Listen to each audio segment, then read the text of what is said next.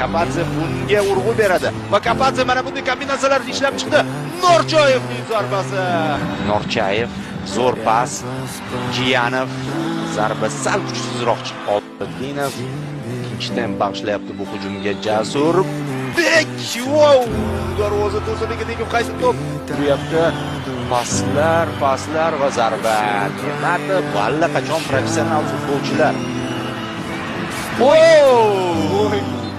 Hozir kuzatma zarbaga 18-yil mavsumda Osiyo Chempionlar Ligasida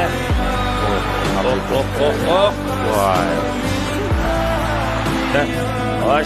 Ana endi uzatma. Ana endi zarba. Yana bitta. golga tegdi-yu. Penalti. Endi esa Qatar maydonlarida zarb.